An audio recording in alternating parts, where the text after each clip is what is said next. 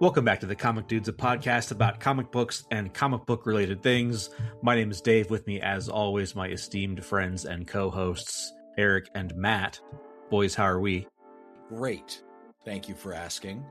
In before Matt. I appreciate that. Well, speaking of quickies, I feel like our last episode was a little bit of a quickie. So I'm ready for, the real deal tonight, boys. Let's get back after this.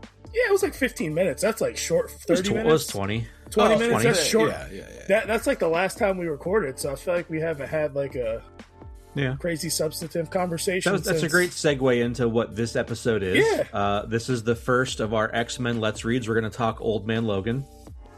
That last episode was intentionally short because all we did was talk about what comics we were going to read for the back half of the year. So I feel like you're kind of going in on us for no good reason right now. We made a choice, and now you're like holding my feet to the fire over it. Yeah, I thought we were all good with the length of that. I thought everybody was cool with it. It's not about the length. It's about the quality. It was a good quality episode. I'm just saying. It does sound like it's about the length a little bit for you. It's never about the length. It's about the experience. Matt is a size queen. He does strike me as a bit of a size queen right now. Yeah. It's not about how long the experience is. It's about the quality of me. I'm just okay. I do agree with that. It's like, I agree with that. If you'd like to tell us your thoughts on length, girth, size, weight, or whatever, you can join our Discord. That's the best place to connect with us. We'd love to hear what you have to say about it. You can also follow us on TikTok and Instagram. We post regularly on those platforms, action figure content mostly. And then on YouTube, we also have some content there that you can't find anywhere else. There's some gameplay videos of Matt and I playing Marvel Cosmic Invasion. Mm-hmm. We're also posting some shorts there, just little video excerpts from the episodes that come out. So if you want to see our smiling, beautiful faces, you can go check out the YouTube as well. We're everywhere. We're permeating all of the socials. Hell yeah. Mr. Worldwide. What did you just say? Mr. Worldwide. Mr. Worldwide. Okay.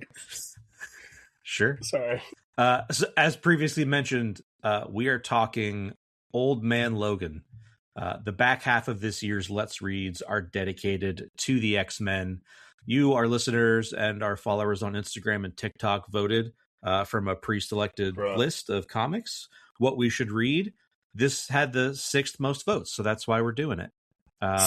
This is go ahead. I was gonna say this book got on like a New York Knicks heater, just like you said. Just it got a lot of votes the last day of the poll. Like it just went on a run, man. It did. Just snuck in there. Yeah, flew in there. Old Man Logan by Mark Millar and Steve McNiven. McNiven.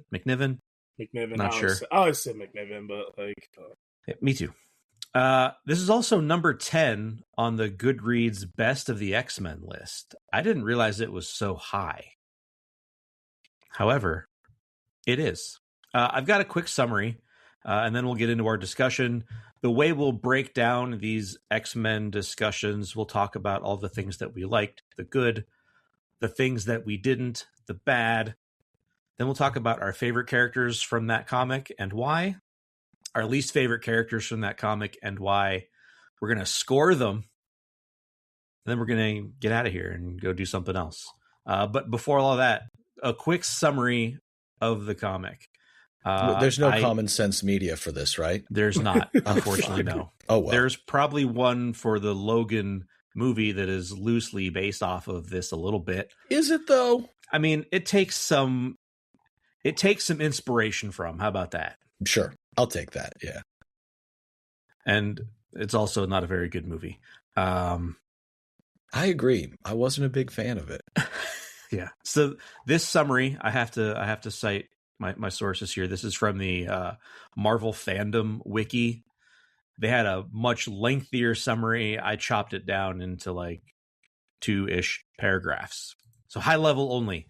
50 years after all of the heroes fell, Logan lives quietly as a pacifist farmer in a villain-ruled wasteland once known as America, raising his family under the thumb of the cannibalistic, inbred Hulk gang. To pay off his debt, he agrees to help a blinded Hawkeye drive across the country, delivering a mysterious package, traveling through territories carved up by supervillains like the Kingpin and the Red Skull. Along the way, Logan refuses to fight despite repeated beatings, and we learn through flashbacks that he secretly slaughtered the X-Men decades earlier under Mysterio's illusion. After which, he renounced violence and, quote-unquote, killed the Wolverine. The journey ends in disaster. The package turns out to be a S.H.I.E.L.D. trap. Hawkeye is killed, and Logan is gunned down, only to heal and brutally kill the Red Skull immediately after. Returning home, he finds his wife and children slaughtered by the Hulk gang, and finally reclaims his Wolverine identity, popping his claws for the first time in 50 years. He systematically wipes out the Hulk gang in a savage rampage, sparing only an infant descendant of Bruce Banner, and after burying his family, rides off with the baby to begin building a new team of heroes to take down the world's remaining villains. This is also the most inopportune time to give you a spoiler warning, because I did forget you that just earlier. Spoiled it pretty hard. So if you did not want that spoiled, I'm sorry. I'll do better next month. It's still worth reading, in my opinion. It's how old is it? It's got to be like 15 years old at this point. Yeah, 2000 20 years old. Close to 2008. Yeah, 18. Yeah, we're getting there. That synopsis you just gave would have been huge spoilers for me because I had no idea what I was getting into. I thought I did. And then I started reading. I'm like, wait, this is not what I expected at all. So we do like to subvert expectations. Yeah. All right, so we're going to start with the things that we like. As the resident art snob, I'm just going to say Steve McNiven's art. Man, this was good. I really liked it. It was, you know me, I'm not one of the, I'm the longest, it takes me the longest to read out of the group normally. This was a breeze. And it's not like there were no words in it. There was obviously dialogue, but just how McNiven can get across like emotion and storytelling in the faces of his characters, and the violence was just great. And like I've read this before, but like it's probably been, like you said, 18 years. Like I read it close to when it came out, maybe a year or two later. I was like, damn, this was good. I'm glad it roared into that spot there for us to read it. But yeah, like seeing that art, and then that art took me back to Civil War as well too. Like they also did the same creative team, Millar, McNiven did Civil War, and I'm like, that was like one of the first things again. Emotions and Connections of Dave. That was also like one of the first trades I got with like Astonishing X-Men. Was like Dave bought me Civil War, and like you need to read a lot of the tie-ins, but like that to get the full context of the story or everything. But like that also moved very briskly, and I really like Civil War as well too. So yeah. And I spent a lot of time researching how to say Mark Millar's name so I wouldn't fuck it up. Isn't it Millar? It's not. I thought it was too. It's actually pronounced Miller. That's kind of disappointing. Right now, years old when I found out that it's just Miller, because I always said Millar. I found out about an hour ago, so I'm not much farther ahead. Yeah, I always thought it was Millar too, but it is not. Cool. Yeah, now and I saw it in print, and I said to myself, you know what? You should find an interview with this guy on YouTube just to make sure. So then I'm like hunting for Mark Millar interviews on YouTube, and I found a couple, and they say his name, and yeah, it's Mark Millar. Hey, this show has changed me for the better, because I used to say Tinian instead of Tynan as well. James Tynan. Yeah. Yeah. Tiny Onion. I used to say Tinian as well until Matt made fun of me for it one time. I got bullied into saying it the right way. Convenient that you don't remember that, but it happened. No, I remember it. I vaguely remember. Oh, you do? Okay, good. No, I vaguely remember, like, Tinian. You're like, good, Tinian. Good. I was like, what? Yeah, no, yeah, you mocked me pretty harshly, as a matter of fact. I have to say, I'm with you on the art here, and there was one panel near the end. It's after Wolverine sneaks up on those two Hulk kids bathing in that water, and he like jumps out of the water like he's in a fucking horror movie, and like the expression on his face is just like pure rage and mania. Ah, my god, chills. That's like a callback to that one.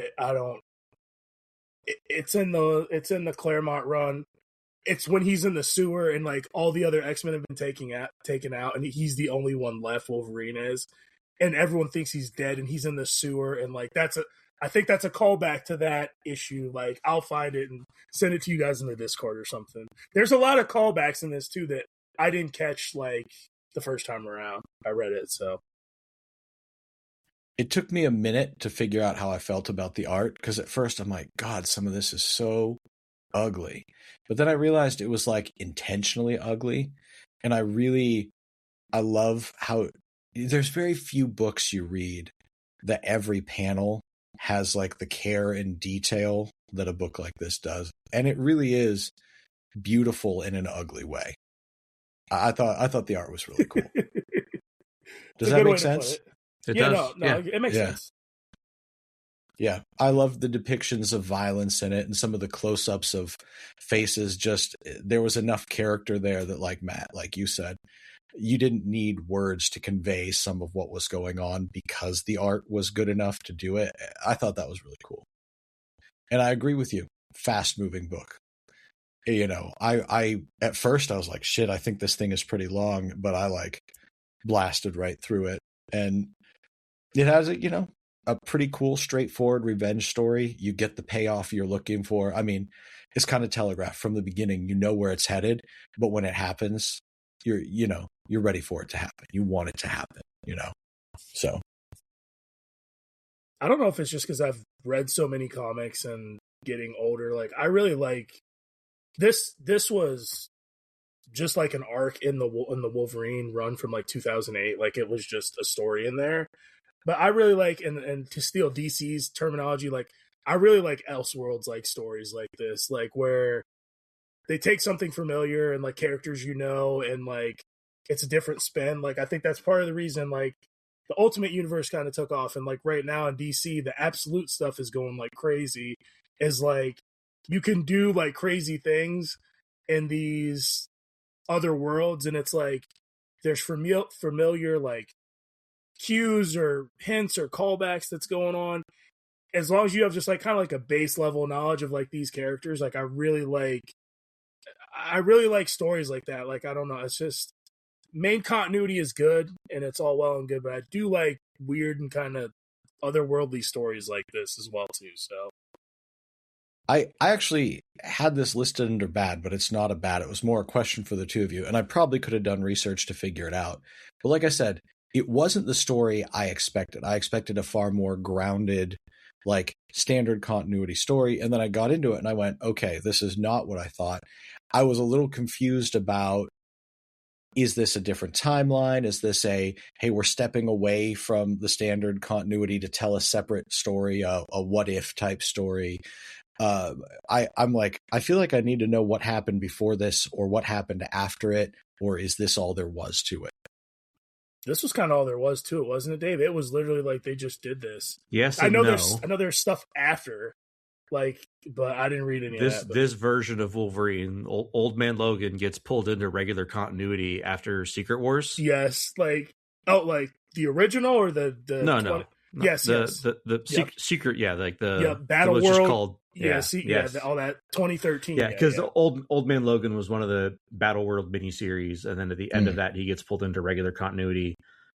Present day X-Men at the time, and was part of the team, and the whole thing there's a whole ongoing series called Old Man Logan. There's like two, but I think to answer you, Eric, like this just like was like an issue of Wolverine, like the 2008 Wolverine run. It's just like, yep. Yeah, here you go. And you're like, all right. It is an alternate future. It's an alternate future. Okay. Yeah, like, all right, here you go. So you read issue 66, picked up 67, and went, what? What? How'd we get here? Yes. Yeah. Okay. All right, cool.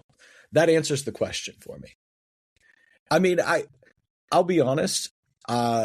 It doesn't happen a lot anymore in the world of entertainment, but that sort of subversion of expectations was pretty enjoyable for me.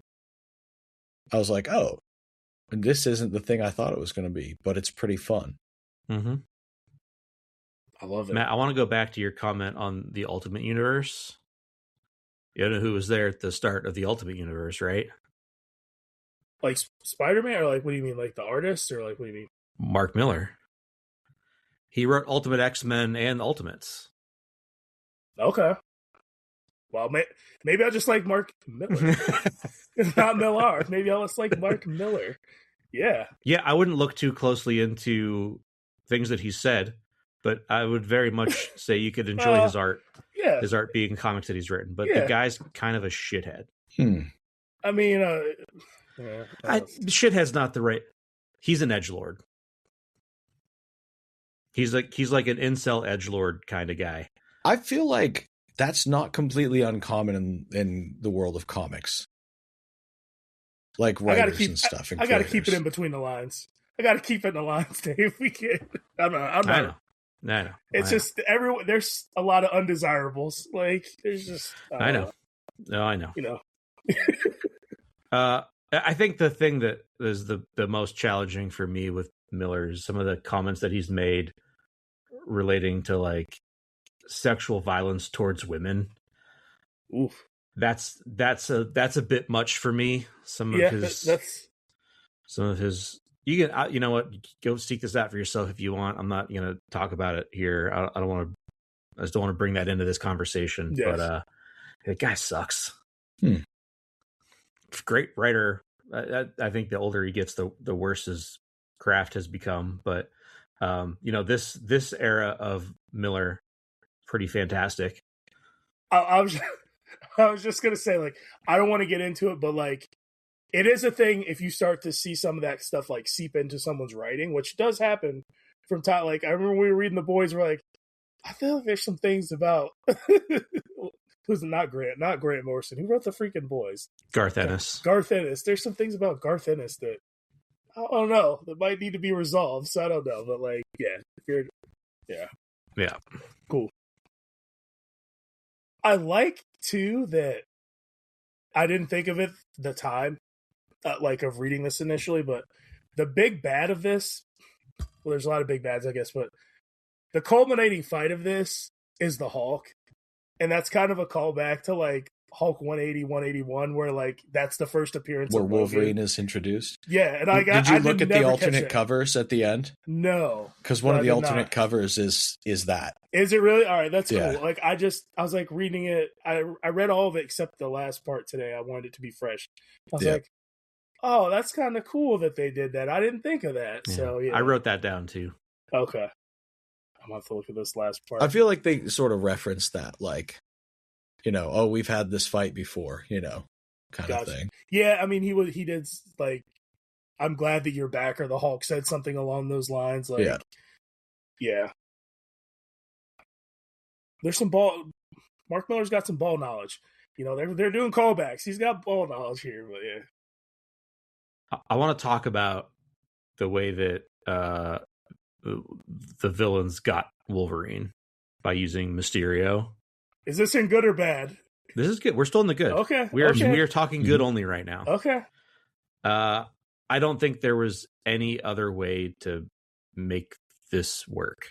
It was that or nothing, because there's no... Wolverine is largely unkillable. Yes. Yeah.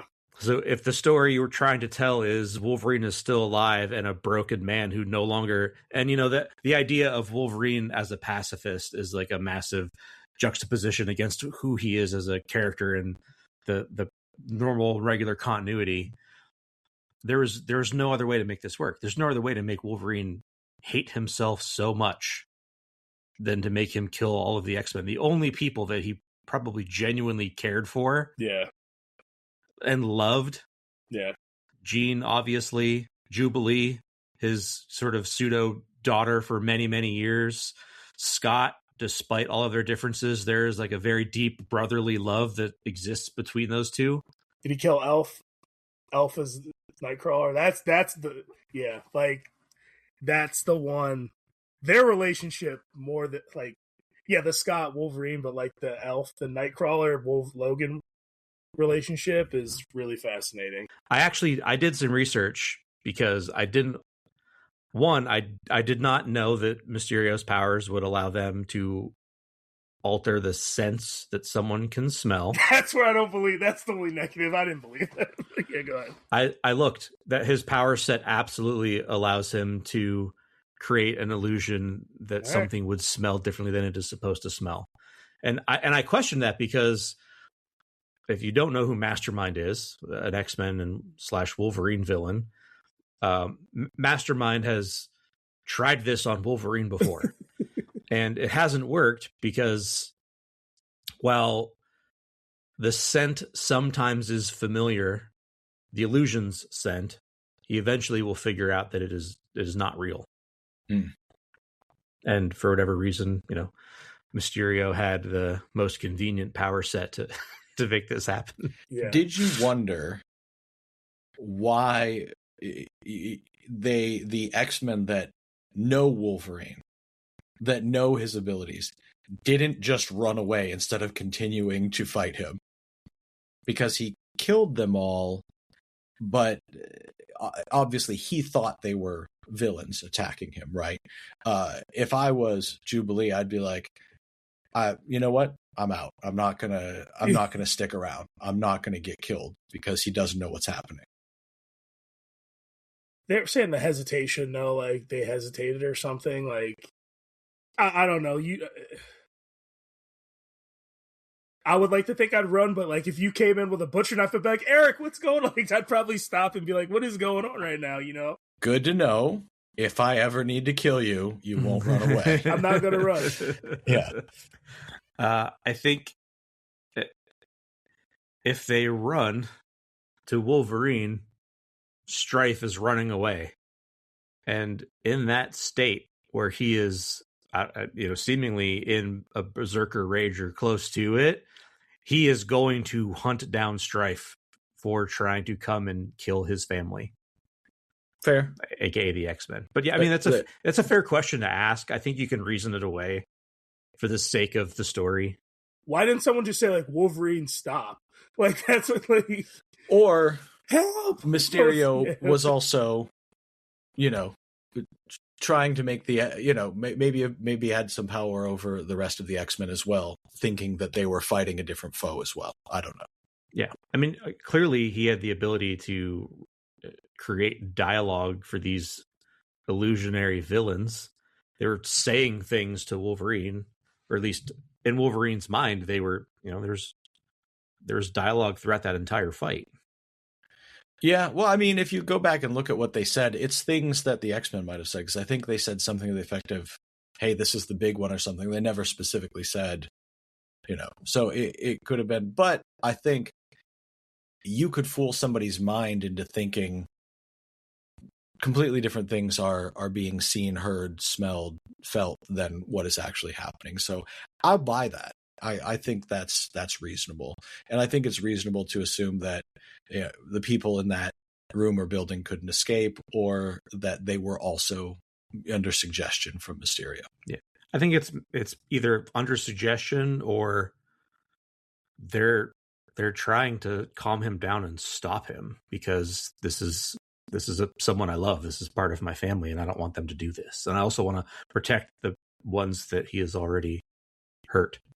Yeah, that's fair. I mean, I would run, but yeah, I don't think you'd get far. Probably not. So, who do you guys think was Bullseye? Which X-Men do we think was Bullseye? I'm looking at the panel. It looks like Jubilee. There's no way he fought Jubilee for an hour. Well, he's got Bullseye. I think he just happens to be standing over Jubilee's body when the illusion disappears. Well, he says, like, we took chunks out of each other for an hour.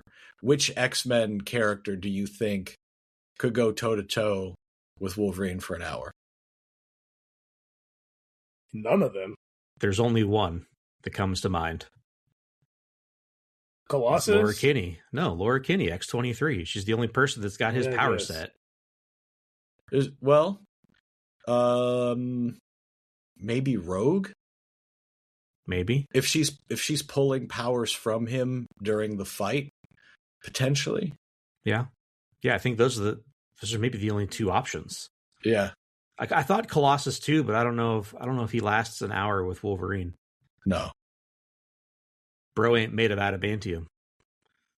It's organic steel. Jubilee's ducking. She's jucking and jiving for an hour. I don't know, man. Like juking and jiving. I don't know. That's it. He's holding Bullseye it fades away in this Jubilee. So I'm going Jubilee. Props to Jubilee. Shout out to Jubilee. Like somebody that has, Omega level psychic abilities might also be able to hold him off for a while. Yeah. All they did was take chunks out of each other. Yeah, I mean, probably couldn't be Jubilee at that rate, but I don't know. I'm going to say Rogue. Yeah, I don't know. Was X-23 around in 08? Right. If she was around in 08, that's who I'm thinking. Yeah. Has to be Laura Kinney. Also, I'm horribly biased in favor of Laura Kinney. She's one of my favorite X-Men.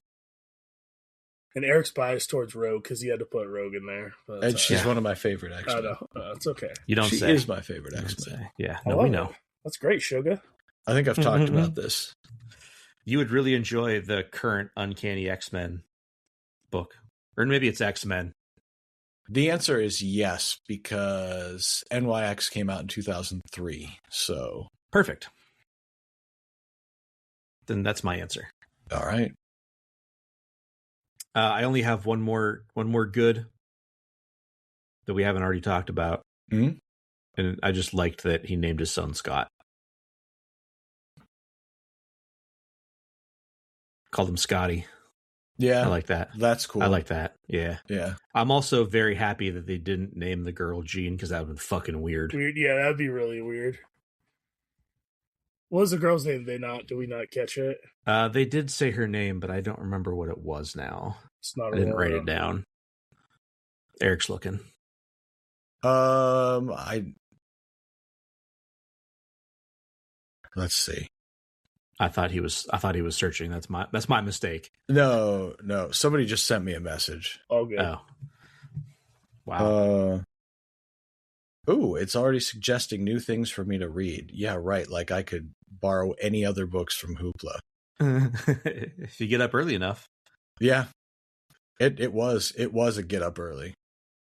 Shout out to Marvel Unlimited. I haven't used it in a while. It's a lot of improvements since the last time I didn't even think about reading it on Unlimited. I'm doing it while we're doing all these X-Men things. Man, I paid for this. Yeah, dude. Unlimited's actually not bad now. I know it's not. I use it all the time. Yeah. That's how I'm reading the current X-Men stuff. Yeah. Although I will say the most recent X-Men event did leave much to be desired. But you only paid $1 an issue for it on there, so whatever. You didn't pay with the amount of tie-ins I read. I probably spent less than 25 cents. Yeah, it was 15 cents an issue. You're good. Yeah.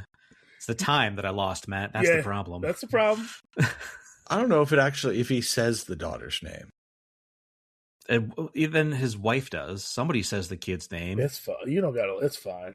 It doesn't matter. I've been hating on the X-Men too. The Uncanny stuff I read was actually pretty good. Like I actually like that. And X-Men Uncanny and X-Men are good. Stegman's art on X-Men obviously draws, and Scott's on that team. So like I was kind of more into that one a little bit, but I like the team better on Uncanny. But yeah, they're both good. Like I was like, oh, this is much better than the X of Swords era. This is actually readable. It is. My only complaint is what they've done with the mansion. And we're not in Westchester, but maybe we'll get back there eventually. I don't know. Anyway, anything else on the good side that we'd like to talk about here before we go into our bads? Just sign me up for Wolverine being Clint Eastwood and a Western hero. I'm all for that, but that was it. I mean, the way they love to cast almost dead actors to play action heroes. Yeah, that sounds great. Pretty likely. Jade is the daughter's name. Which... Is that an X-Men reference? I don't think so. I don't think so. Thankfully, no one that I'm aware of he has romantic links to. Because again, that'd be weird. Yeah. Okay. Then the bad. I hated this Logan pacifism. I hated it. It was... Okay. It obviously made sense in the story. And I just feel like he would have snapped out of it a little bit sooner, especially when shit started getting hairy. But like, don't get me wrong, that last panel was awesome of the issue 72. Like, oh yeah, it's finally happening. But like, bro, can we just got that moment a little bit sooner? But it was fine. Like, I didn't love it. Didn't love it. I didn't appreciate Daredevil and Punisher being jobbed out to some dinosaurs either. The new Daredevil. I'm assuming Matt Murdock and Frank Castle are dead because they were in the Red Skull trophy. But I don't appreciate even the young characters getting jobbed out like that to some dinosaurs in the Savage Land dinosaurs. But yeah. At first, I'm like, somebody explained the timing to me. The Hulk kids are riding in a flying toilet. There's dinosaurs eating people. What is this? And then they were like, oh, yeah, they imported them from the Savage Land. I love they that. Were, like, popular as pets or something for a while, and then they all got loose. And I'm like, okay, that actually... I love that. Why did you wait? Hold on. A flying toilet? Yeah. It's what it looks like. Like they're in flying toilets at the beginning. You don't know the FF. It's the Fantastic Car, man. You don't mess with the FF like that, brother. Is the Fantastic Car a thing? Yeah, it's kind of a thing. I didn't just make that up. It's kind of a thing. It's kind of a vehicle. Man. It's not a big movie. deal. It's not a big deal. It's not a big It deal. was? Yeah. The flying toilets were in the movie? Which movie? The Fantastic Car was in the movie. Probably all of them, but hold on. Most recent one. I'm not saying I don't believe you, but I need to see this for myself. I mean, what you're doing is essentially saying you don't believe me, but no, I've got no reference for it. Refer to episode 53 on continuity with. When I looked it up, it just looks like a car. The thing in the book looks like bound together flying toilets. That's what the Fantastic Car looks like in the comics. There's like a million different things that when I just look up Fantastic Car. Yeah. Are you making it one word? Fantastic Car? Yeah. Fantastic Car. Okay, wait. I see there's like a 1/12 scale like figure that you can buy to put action figures in that looks kind of roughly like this. So okay. All right, I get it. Glad we sorted that out. Yeah, but most of them just look like a futuristic flying car. Matt, I'm with you on the pop claws taking too long. Yeah, it was just too long, bro. Like, and Captain America shield when he like sliced the Red Skull's head. I like that was a callback to him getting his head mashed in, and like so it was like violent. And he interacted. I was just like, bro, I come to see Wolverine pop the claws. Like that's what I'm here. That's what we're here for. So I can imagine being strung along for 7 or 8 issues and not seeing the claws get popped, being a little frustrated is all. That's all. It made sense in the story. I dug the pacifism angle, though. I was okay with that. I did too. Same. It wasn't even how long it took. To me, it was just the lack of subtlety or nuance around it. Like, they really beat you over the head with it. Like, before he did it, they brought it up like 5 or 6 times. Like, you're not going to do it. I'm not going to do it. Everybody gets it. Everybody gets it. You're not going to do it. And then he told the story of why he's not going to do it. I'm like, okay, all right. It's like from page 1, you knew where it was going, right? Nobody reading this had any doubt where it was going. Spoiler alert to anybody that didn't read it yet. It's probably too late for a spoiler alert. It's our second spoiler alert, as a matter of fact. Yeah, but the more times it came up, the more it sort of telegraphed what was going to happen, right? I'm not going to do it. It was like, okay, yeah. Yeah, I mean, of course he's going to do it eventually. Right. So that was my issue was more with how frequently they made a point to go, I just want you to know he's a pacifist now, and he's really not going to do it. I promise you he's not going to do it. The general feeling that you're having right now of frustration for how overt that was, you are going to experience several times over while we read these comics, because I think that is superhero comics, bud. That's just how they're going to be. Bub. There's a lot worse things in media, you know? Like I can take spelling it out. That's fine. I'll deal with it. You're too intelligent for superhero comics, Eric, but it's for me, the common man, and the children. No such thing. That's not true. I still enjoyed this book. Listen, we're in the bad section. I'm not saying I hate this book. I had 2 things that was one of them. So something that haunts me to this day is 72, issue 72. That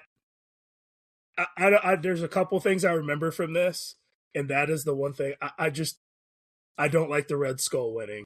Like, I don't like him jabbing Captain America's eyes. I don't like Captain America crying. Like, that really, like, fucks with me. Like, it really does. Like, I think about that all the time. So when we were reading this, I'm like, oh man, I gotta read that again. Like, you're not supposed to like it. It's effective. I know. It's very effective. Yeah. Is the resident Boy Scout of this podcast. Like, that really breaks my heart every time I read this. It's like in Superman Returns when Superman gets beat up and they jab the kryptonite in him. I don't like it. It makes me cringe. But yeah, how'd you feel about the fact that they prominently hung a swastika flag in front of the White House? Didn't love that either, no? But like, you know, I didn't love I was surprised by that. I was like, oh, they're like, the first time it showed up on Red Skull's armband, I like zoomed in. I'm like, it actually is. Because usually this is how it should be. In media, comics, video games, whatever, most of the time they'll make a symbol that's similar, but not actually put a swastika. And I was like, oh shit, okay. No, that Captain America Brubaker, there's Nazis all up in that. That's the good stuff in this. Oh wait, that's the good stuff? Yeah, because they get beat Captain up. America beat Nazi ass? Yeah. I thought you were saying there being Nazis all up in it. You were like, that's the good I'm stuff. so pro-Nazi, like, everyone. Like, no, fuck no. Like, can we get one episode without saying something completely unhinged and insane, please? No, not at all. I'm sorry. Clip that. No, that's not going to happen. I'm sorry. Chat, don't clip that. No, that panel really messes me up. I don't like it. Would it make you feel any better to know that that's Bucky Cap and not Steve Rogers Captain America? It actually does slightly make it feel a little bit better. But I actually really like Bucky Cap though too. Me so too. I'm still sad. Me too. I'm still sad. But it's not but I mean, I think that's because Steve was already dead at the time. This was like right after Civil War. He hadn't come back yet, right? Yeah, I guess. 08 was Steve Rogers still dead? I don't remember. Bucky had such a good story though. Like, you want to talk about redemption? There's a redemption story for you. I agree. But yeah, it softens the blow a tad. It was Bucky Cap, not Steve. I still like Cap, but I also like, in regards to what Eric was saying about like when did this kind of take place? I really need to know how Emma Frost and Blackpool kind of had this fortress. Like, they didn't even really explain that at all, and I'm like, I kind of like want to know how we. I like that they didn't explain it. I was like, oh, that's cool. I want to know. Emma's just chilling. I want to know what does Emma really look like? They kind of explained it. Well, they kind of explained it. They did. There's a reference to who she married, and then as they're leaving the compound, you see Dr. Doom, her husband, staring out as they go. That's how she has that, because she's married to Doom. Okay. They're in Doom's territory when this happens. They married Doom. I didn't catch that. What happened to Magneto? I need to know that too. Kingpin killed him. I need more than that. That ain't good enough. That's all you get. I don't know, man. There's nothing else to say. Kingpin killed him. That's what he said. All right. So you brought up timing. My other bad is sort of like a two-parter, because there were times when I'm like, I need to understand how much time has passed, because at points it seems like it's sort of more time or less time passed depending on what they were dealing with. Like, they said things that were contradictory. They're like, no superpowered babies have been born in 40 years, and yet there's a whole team of superpowered Hulks that have clearly, there's even a baby that was born recently. Like, every superhero's children and grandchildren seem to inherit their superpowers, but no more superpowered children are being born. So I was like, well, it was just mutants that weren't no more mutants being born. Okay. The second half to this, as I was writing this down, I'm like, why are all the Hulks hillbillies? Like, I get that Bruce Wayne had babies with Jennifer Walters. Banner? Bruce. Jesus. You know what's really crazy? I have it written down. Bruce Banner. Bruce Wayne? Oh. And I said Bruce Wayne. The fuck? Bruce Banner had to have babies with Jennifer Walters, right? Because it had to be two Hulks. But here's a really crazy thing. I was watching, I'm trying to think of, it might be Wired, that does this series where they bring an expert on and they answer questions from the internet. They had a genealogy expert on. And something came up about with a royal family or inbreeding or something. And she was like, actually, first cousins, they have less than a 10% chance of any sort of birth defects. And I read this and I looked it up, and it was like, actually, the average couple has a 2 to 3% chance of congenital birth defects. It's about double that for even first cousins, so 4 to 6%. And I'm like, even at that, it wouldn't explain why they all act like hicks and rednecks, because neither Bruce Banner nor Jennifer Walters are hillbillies. It was a weird thing to me. Well, we're on like third or fourth generation inbreeding with the youngest kids. Yeah, I guess it depends on who's breeding with who. I'm going to assume it probably wasn't good, but. Well, it's either Bruce with his children or his children with their brothers and sisters, and then down we go. Yeah. Well, so you've got children and grandchildren. Mm-hmm. Well, and a great grandchild. One, yeah, maybe. Assuming they don't make that clear. Could be a child with one of his It could be him and his grandchild making that baby. All right. I'll like it. Well, this is what happened in the comic. I'm not like the hillbilly angle. I'll accept that. I don't have a pro inbreeding stance here. I'm just talking through what happened in the comic. Dissect it. No, clip that. He didn't say I'm very much anti-inbreeding. Right. Same. I was just trying to understand. I mean, I think the real answer is so the story can happen, right? Yes. But I just wondered, like, as I'm reading it, of course, not having context beyond just reading what's there, I was like, is there more context to this? Is there a reason? You know, even Wolverine's kids were kind of like weird hillbillies, but I suppose there's no schools that, you know, all the structures have fallen for education, you know. But I thought that was a kind of strange and interesting dynamic. I think the idea of a group of inbred hillbilly hulks is bizarre. Mm-hmm. It makes for an interesting story. It just doesn't seem that they would raise their children to be that way. But I guess he had kind of lost it by that point. So he had, and I think also it's just a bit of a stereotype come to life. It may be. When you think, you know, like think about, you know, any joke about inbreeding, or, you know, you see like that family that lives in West Virginia that is like horribly inbred. I forget their family name. Is it the Whites? Maybe. Because they made that documentary about them. Yeah. The Wild and Wonderful Whites of West Virginia. Yeah. Typically, that's, you know, those are like sort of rural hillbilly type of people.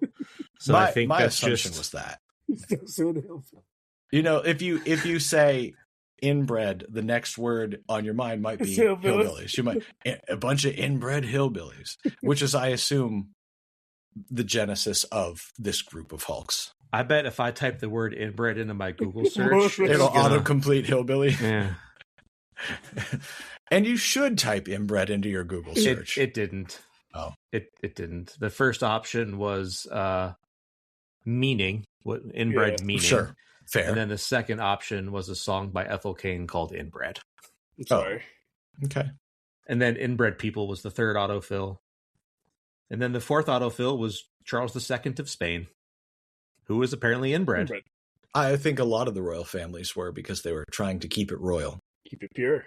Yeah. So that's what I'm going to call inbreeding from now on, keeping it royal. Keeping it royal.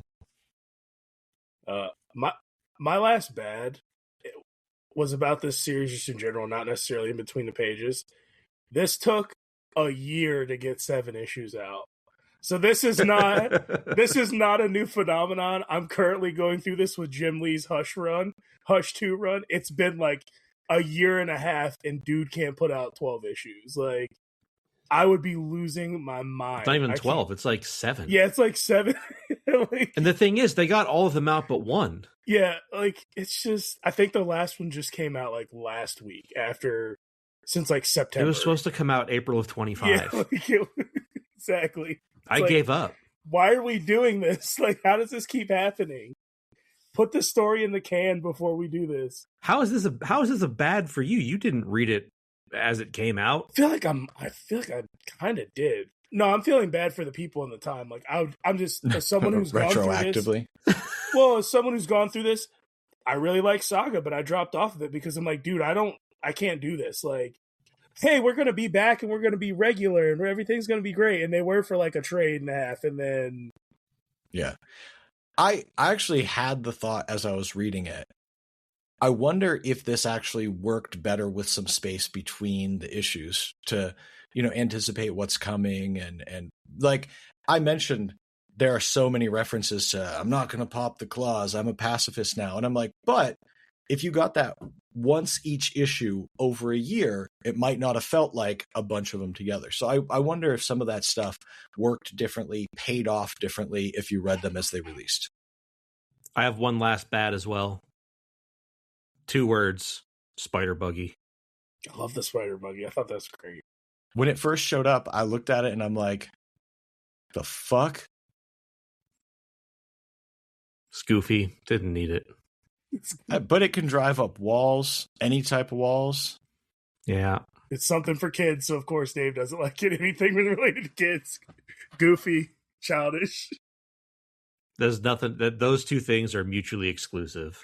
Is a Spider Buggy named Damien? If I find out that Now see, that even without hard context, I understood what it was. The flying toilets lost on me.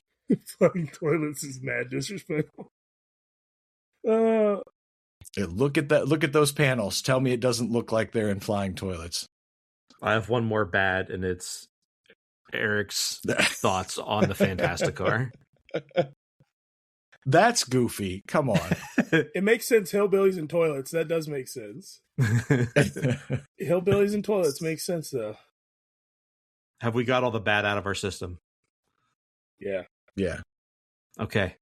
Then it's on to our favorite character. I was stoked when Emma Frost showed up. I thought that was I thought that was a very cool, basically cameo appearance to just be like, hey, I'm saving you and helping you. Now fuck off and go on your way. Go make it happen. I thought that was cool as hell. My favorite character was Whistler, aka Old Man Hawkeye. He looked like Whistler from Blade. Yeah, he was badass, dude. And like, not that I don't like Hawkeye, but I liked.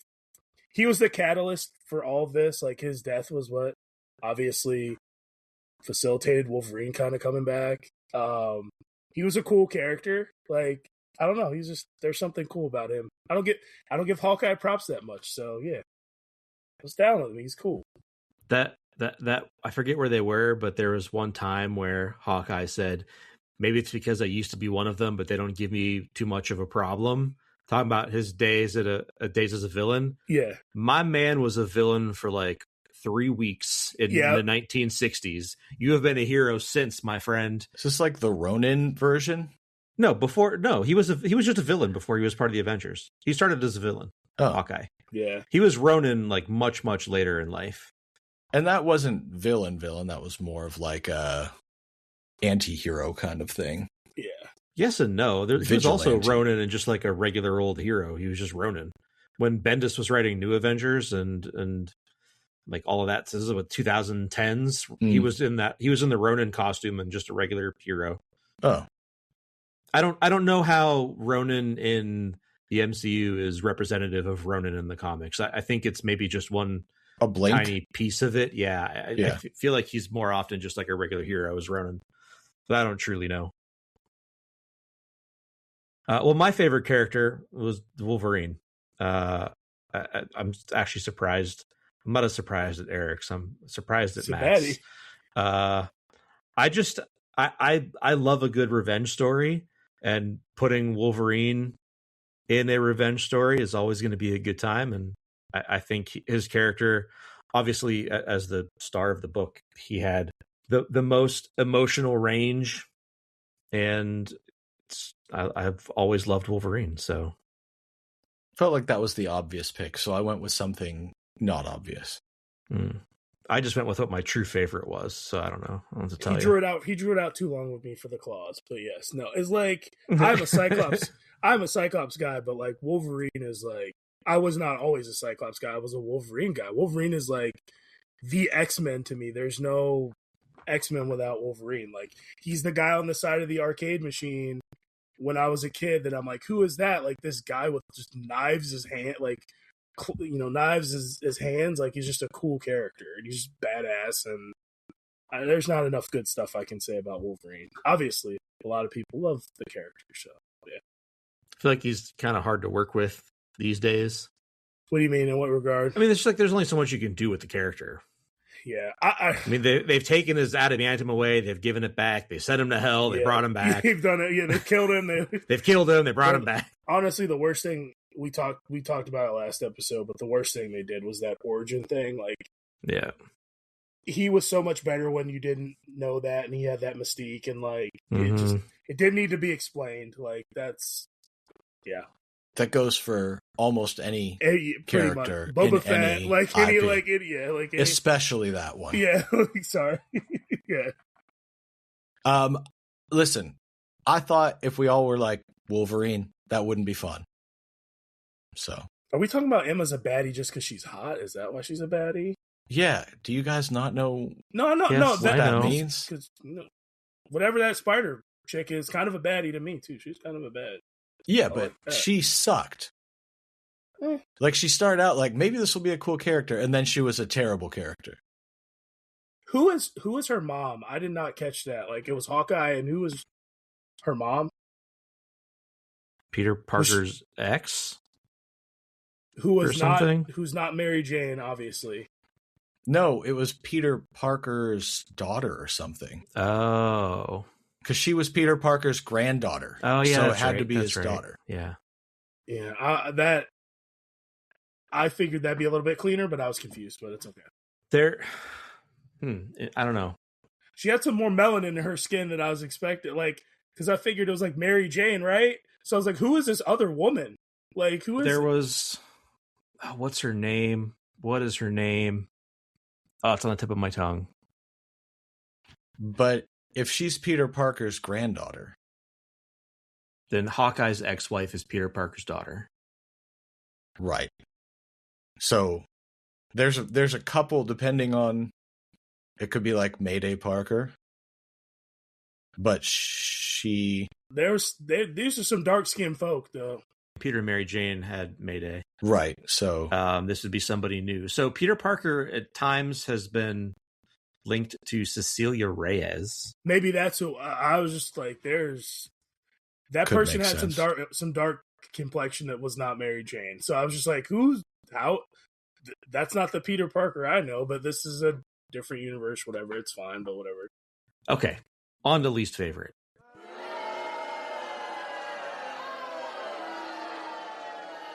Red Skull, bro. Like it's Red Skull for me all the way. Like, and then Logan because he took too damn long with those claws. But you only get to pick one. You got to pick one. Yeah. Okay. Skull. Okay. Skull. Okay. Skull Rojo. Okay.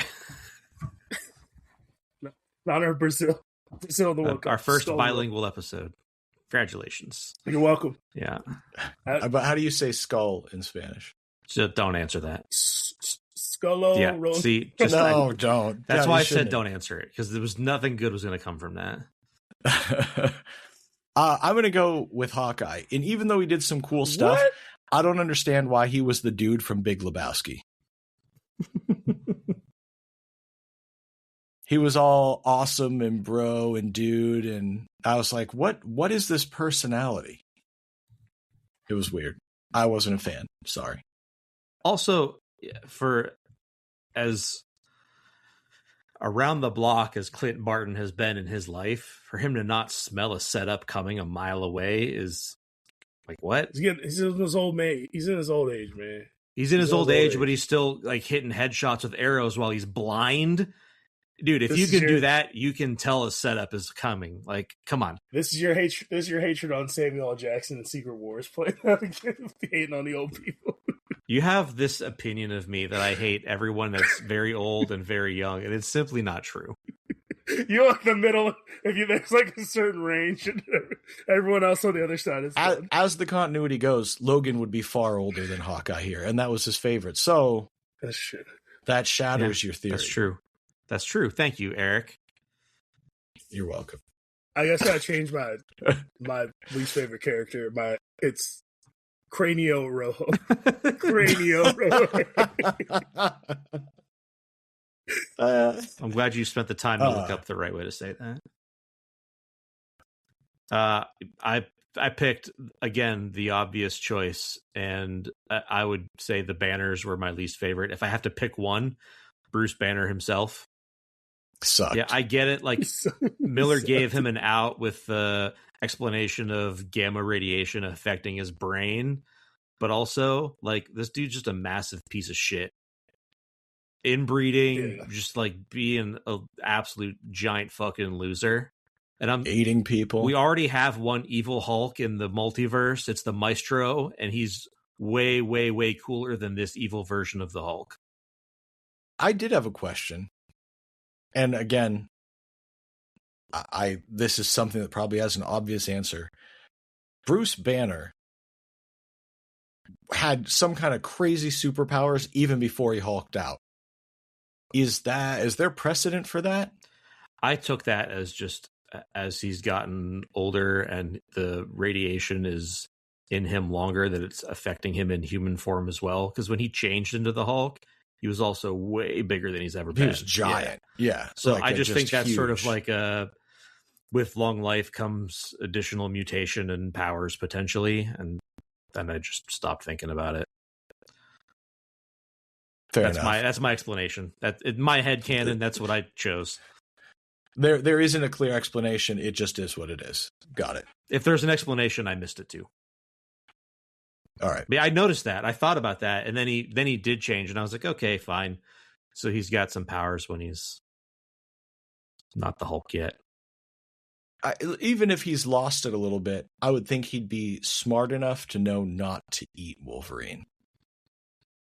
You would think. You would think. But yeah. I also understand why they took none of this for the Logan movie. Yeah, no, that would. Could you imagine? Could you fucking imagine that movie? It would have been. I don't know so if it would be better. Awesome or horrible. So much probably. Better. Yeah. There's no way they would get away with that many inbred Hulks. No. I think you could get around maybe one inbred Hulk you could get away with. Yeah. But that many. I don't even know about that. Inbreeding, killing children. No. Yeah, I don't know. Yeah, probably not. All right, on to ratings. Let me pull up the spreadsheet here. We're rating these on a star scale, 1 through 5. We'll average out the score. So we'll have our show average, and then we'll compare that to the GoodReads average for these comics as well. I'll go first, and I give it 4 stars. Matt? I'll give it a 4 too. When I take everything into consideration, the art, how much I enjoyed it, I had to also give it a 4. Well, that would make our average 4 stars. There you go. There you go. The GoodReads score on this comic is a 4.32. And I said it at the beginning of the episode, but as a reminder, it is number 10 on the best X-Men stories list. I wish we could do points. We can do points. If you want to do points, we can do points. Do you want to do half stars? I think halves is fair. Okay. I think halves is fair. Okay. Eric, are you okay with that? Yeah. We don't got to do 0.25 and like halves. I think half. Because mine would be 3.5. Okay. Yeah, like would I still be a 4? I'd still stick with the 4 for this one, but why did you wish we could do points then? I feel like it's either like just looking at our list what we have. I think later on I'm gonna want to have points. Oh, okay. Because fair like enough. It's either 4 or 5, and I don't want to rate everything a 5. Like I don't like. There's some pretty strong stuff on here. There's one thing in particular that it's not probably what you guys think, that I think is probably a really good one, and I want to have that leeway to use that if possible. Okay. We don't need to get to like crazy decimal points though. Yeah. Okay. I'm fine with that. I really wished Matt would have changed his to a 4.5 because then we'd still be at a 4 average. But no. If anything, I'd say like down to 3.5 because it's not a 3. I don't think it's average.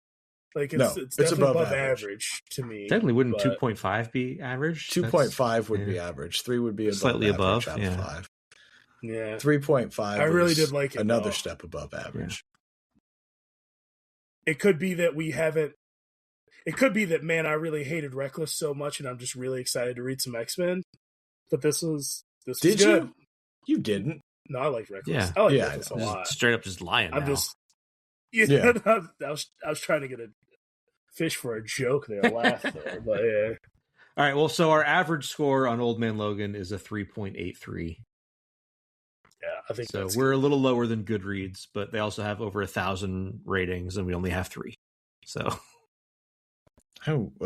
We could each rate it 333 times. That our average wouldn't change unless we changed our rating every day. Mm-hmm. Oddly enough, the other scores on GoodReads, like, so Old Man Logan has a 4.32. Dark Phoenix Saga has a 4.25. Yet Old Man Logan is 10th on the list, and Dark Phoenix Saga is first. So I'm not sure how they chose the rankings because it's definitely not by score. I don't know. Was it maybe when they did the initial scoring and then things have changed as more people have entered maybe more reviews on GoodReads or something like that? Maybe. I have no idea. Well, that's about it. We've done it. Our first X-Men Let's Read. It is in the bank. It's a strong start. I think so. That was listen. I'm more optimistic than I have been for anything other than why at this stage. Okay, well, next month we're reading X-Men Mutant Genesis, which came out in 1991. Yes. So we'll see if this optimism rides through the next one of these. The only listen, I like X-Men. I've watched all the movies. I watched the animated series. We actually just rewatched almost the whole animated series as well. But the only stuff I've ever read is stuff from the 90s. Good. So I'm glad you kept going with that list of things that you've consumed that are X-Men related, because when you were like, I like the X-Men, I've watched all the movies, that if someone said that and stopped, that would actually make me think they don't like the X-Men, because that is such a horrible representation of what the X-Men really are. I've watched all of the X-Men movies, even the terrible ones. Even that's still all of them. The what was that? What was the one where it's a bunch of kids in a school? First class? No. Like Mutants? it's a horror movie. New Mutants. Yeah.